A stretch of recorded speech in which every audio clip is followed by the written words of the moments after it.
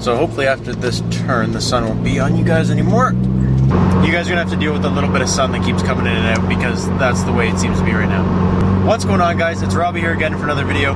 Today I feel like I'm dressed appropriately. I just got off work. I was supposed to be done work at 5 o'clock. It's now 7:30 and I'm just heading home. But it's a good motivator for the topic of this video.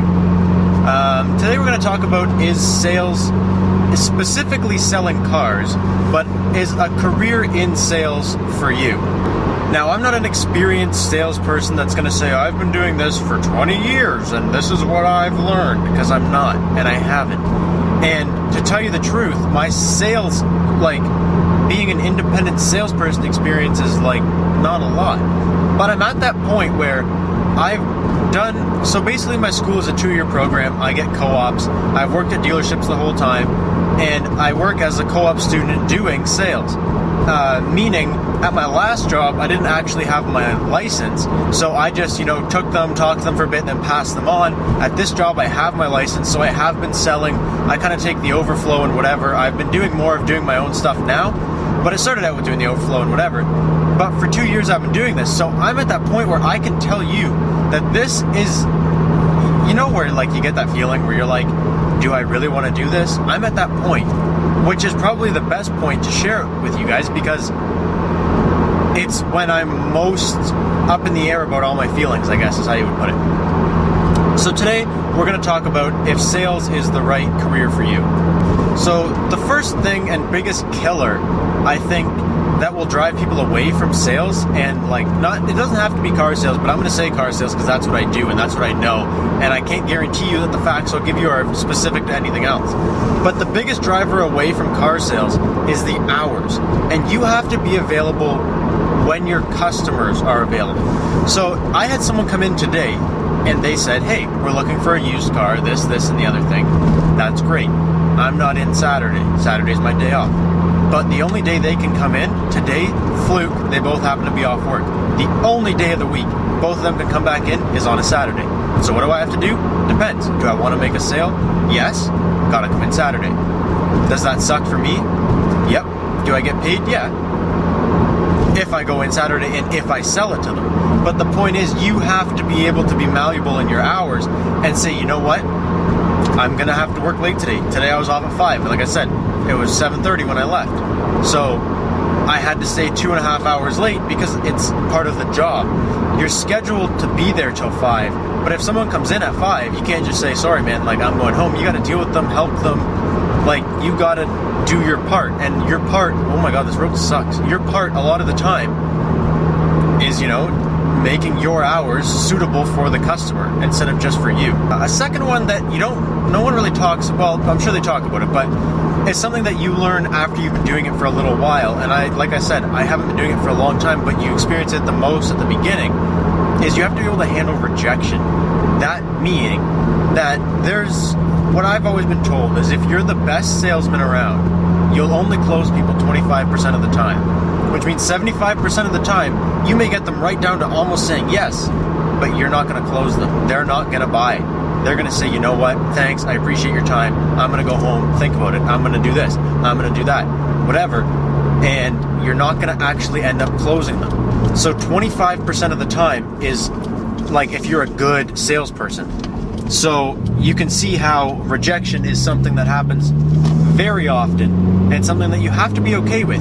It's not your fault, and it's not, you can't say, oh, you know what, I suck, or get down on yourself or anything. It's not your fault. It's part of the job. People come in and test the waters. People come in and kick tires. People come in just to waste your time, frankly. And sorry, now the sun's behind me. I'm trying to do the best thing I can here. But you have to be able to handle rejection, and if you can't handle rejection, you'll find out pretty quick, but you also won't survive doing sales because most of the time people are going to turn you down. And lots of you are going to comment, I bet you. Doesn't matter what you bet. Most of the time, people will turn you down. You also have to be driven. And by that I don't mean, I want to make money. It means you have to go, I don't care that it's minus 20 degrees outside, Celsius, Canada, welcome. I don't care that it's minus 20 degrees outside. I have to go outside and talk to that customer who's on the lot looking at cars if I want to make a sale. Now the sun's in my eyes. And I have to do that. And you don't, it's not that you have, it's I want to. I look outside, I see someone walking the lot, you have to go be driven to go say hi to them. You have to be driven. You get there in the morning, you have phone calls you gotta make. If you're gonna sit there and not make your phone calls and slack and not be driven and not push yourself to make the sales and do good and get in contact with your customers and always be in contact with them. Hey, happy birthday. Hey, you've had your truck for a year. How is it? You've had your truck for 2 years. How is it? Because then you're in their brain and they're always remembering you. And when it comes time for a new one or something happens, there's an accident, whatever, they come back to you. And you have to be driven to maintain connections with your customers, but also to get into a conversation, to get into someone's life, to go meet them, greet them, talk to them, phone call. Just, it explains itself. You have to be driven. You have to want to please. You have to want to go out there and get your customers and do what your job entails. And there's a lot of people who start in sales and they go, you know what? Today I want to have a lazy day and I don't want to do much and I don't want to talk to anybody, which is fine. But if you're not driven, the guy that walks in and he's walking the car lot, looking at the cars, the guy that goes out and talks to him, he's going to get the sale because you weren't driven to go say hi to him. Being driven, okay, I'm gonna put be driven into being a people person. You have to please people. You have to be willing to please people and be driven to please people. If that guy says, you know what, I want to come in Saturday, you gotta come in Saturday. If the guy says, you know what, I don't even know, people pleaser. If someone's like, you have to do what they want you to do. You have to, like, you may think it's the stupidest thing, and they may have a quirky little problem with, there's a stone chip in the door sill. You have to fix it. Like, you can't ever judge them or anything. You have to please them. What they want is what you need to fix. Like, you have to please people. I don't know, I'm not going to explain it. There's no words for it. You have to be a people pleaser. That's it. And finally, that kind of ties into this as well. You have to be patient. You really have to be patient because a lot of people need time. There's a lot of people like me who, I want a car. I go in, boom, bought the car. And people say, oh, you rush into it, or you make hasty decisions, or so maybe I do, maybe I don't. I don't really care. Whatever you have to say, it's all good. But you have to be patient because a lot of people aren't ready to buy. And even if they are ready to buy, they're not ready to just on the spot make a decision. They want their time, they want to figure things out, and they want security. They want to go home and look over all their options and make sure they're getting the best deal at the best price and the best everything. And it's not always in your favor. You may have to wait a week, you may have to wait a month, you may have to wait 2 months. I'm on a guy right now that I've been waiting 3 months for him to come in and finally buy his truck because he's in no hurry. But if I don't maintain contact and call him not all the time, but contact him frequently, update him when things update, like prices and incentives and stuff like that, then I'm gonna lose him, or not lose him, but he won't be as happy with me because I wasn't patient enough to just go, you know what? This guy isn't ready. And yes, you're supposed to try and push the close. And yes, you're supposed to try, not push the close, but you're supposed to try and get it off. Frig. I'm sorry. When I say push the close, I don't mean like you have to buy it. I just mean like you're supposed to try and get them to close sooner than later because then you get, everything happens faster, basically.